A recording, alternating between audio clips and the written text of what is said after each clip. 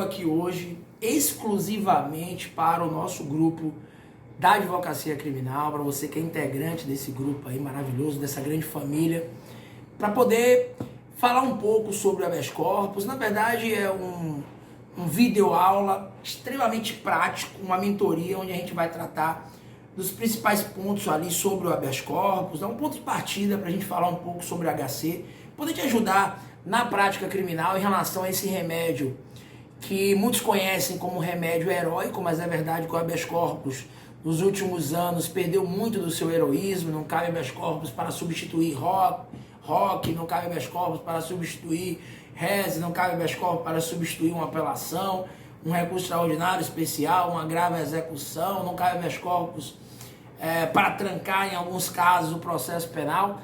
Então, claro que você, na prática, tem que entender as estratégias, os locais adequados para a utilização dessa ação impugnativa, e é sobre tudo isso o habeas corpus em termos cartorários, no que toca à petição, e também alguns pontos sobre o habeas corpus no que diz respeito à sustentação oral. Olha, o habeas corpus, esse remédio aí de origem imperial aqui no Brasil, ele não se trata de recurso. Se você abrir o Código de Processo Penal, o habeas corpus está ali no título recursal, mas é uma ação autônoma de impugnação. Então qualquer pessoa pode impetrar um habeas corpus. Claro que quando o habeas corpus é impetrado, como é o nosso caso, por advogado, algumas cautelas devem ser feitas, devem ser respeitadas, principalmente a pré-constituição do seu HC.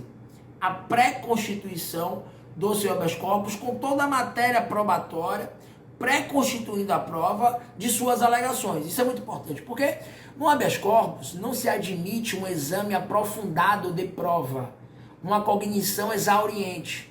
A cognição no habeas corpus ela é perfunctória. Outro dia teve um colega que falou: professor, mas perfunctória não é uma cognição profunda? Não, cuidado quando você colocar isso em sua petição. A análise perfunctória é uma análise superficial, justamente o oposto. É uma análise que nós diríamos ali na superfície. O desembargador, o ministro, ele não vai se aprofundar no seu habeas corpus para saber se o cara agiu em legítima defesa, para saber se o cara é o autor ou não do delito, salvo um habeas corpus para trancar o processo penal, por exemplo, por ausência de indício suficiente de autoria e materialidade do fumus comis delicti. Então, o habeas corpus ele não tem natureza recursal e ele está presente, tem as hipóteses de cabimento ali no artigo 648 do Código de Processo Penal. Então, no artigo 648 do CPP, nós temos as hipóteses de cabimento do HC. Cuidado, o habeas corpus ele pode ser liberatório ou preventivo. Não cabe habeas corpus unicamente para soltar, para libertar. Claro que a utilização maior é essa, mas o habeas corpus ele pode servir para trancar o processo penal. Outro cuidado, não use o termo trancar a ação penal, porque a ação é um direito constitucional abstrato de provocar a jurisdição, exaurido uma vez exercido.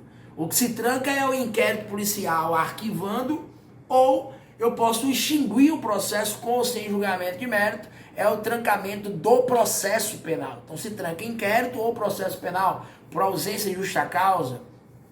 O artigo 648, inciso 1º, prevê isso. Um habeas corpus que pode ser utilizado quando o processo for manifestamente nulo, né?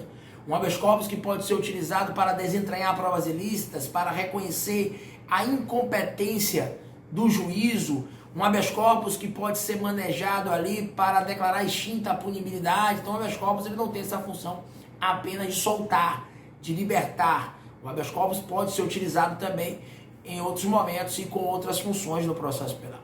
Ok? Perfeito. Claro que, em regra, você vai utilizar seu habeas corpus para relaxar uma prisão ilegal por excesso prazal, para revogar uma prisão preventiva, para permitir que o sujeito possa ter a fiança dispensada, enfim, está mais atrelado ali o HC de fato à liberdade ambulatorial, ao direito de ir e vir e ficar sem amarras.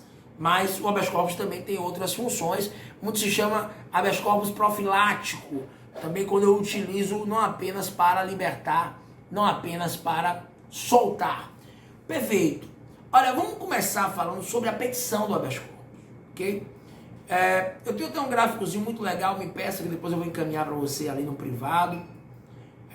Posso postar no nosso grupo também, que é essa escalada do HC. Então, o habeas corpus ele pode ser impetrado em primeiro grau, quando a autoridade coatora, em regra, vai ser o delegado de polícia. Por exemplo, eu impetrei um habeas corpus outro dia para trancar um processo penal, ou melhor, um inquérito policial por excesso prazal, por uma destemporalização, uma nadificação do tempo, um inquérito que durava ali 3 anos já sem conclusão. A autoridade coatora é o delegado e o habeas corpus vai ser impetrado, sua petição vai ser endereçada ao juiz. Por exemplo, se for um caso de homicídio, da vara do tribunal do júri, se for um crime, entre aspas, comum, aí o juiz da vara criminal. Então ali, o primeiro momento, a autoridade coatora é o delegado, que você vai apontar a sua petição, e o juízo competente é o juiz de primeiro grau. Se esse habeas corpus ele é denegado em primeiro grau, aí cabe a interposição de rese, 58110 do CPP, ou a substituição por HC, que é o que eu fiz nesse caso concreto, um HC substitutivo de rese, para o tribunal determinar o trancamento, o Tribunal de Justiça determinar o trancamento daquele inquérito policial. Quando esse habeas corpus é denegado no Tribunal de Justiça, se for delegado, infelizmente, aí cabe o ROC.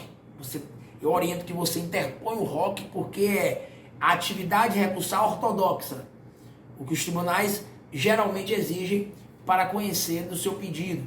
O ROC, mais claro, se você perdeu o prazo de 5 dias da interposição do recurso ordinário constitucional, artigo 105, inciso 2º, a linha A da Constituição Federal, é possível a impetração também desse habeas corpus substitutivo. Porque por mais que os tribunais não conheçam desse HC, eles vão verificar a possibilidade de uma cognição oficiosa. Artigo 654, parágrafo 2º do CPP, conceder a ordem de ofício. E aí depois, se for negado no STJ, HC para o Supremo Tribunal Federal. Perfeito. Agora, na minha petição do habeas corpus, alguns pontos eu entendo que são importantes. Já mandei alguns modelos para vocês. Eu costumo iniciar o habeas corpus ali com considerações iniciais, desculpem a redundância, mas eu faço uma numeração ali, eu faço em tópicos para você colocar um relato daquilo que é importante no habeas corpus. Outro dia eu fiz uma parceria com um advogado e aí ele juntou o processo inteiro no habeas corpus. Você tem que ser estratégico. O processo penal é um jogo e essas estratégias são muito importantes. Inclusive o habeas corpus ele já vai servir como um instrumento importante, fala Alexandre de Moraes no seu Guia de Processo Penal Estratégico, que é justamente tornar prevento um desembargador, por exemplo, no tribunal, para o futuro julgamento do apelo, da apelação, por exemplo. Então, é muito importante essa utilização estratégica do habeas corpus. Você não vai juntar aquelas peças que comprovam a sua argumentação. Claro que se eu estou impetrando, por exemplo, um habeas corpus para revogar a prisão preventiva, é imprescindível que eu coloque o decreto prisional, não pode faltar isso. Você não pode cometer esse erro, senão o seu habeas corpus não vai ser conhecido.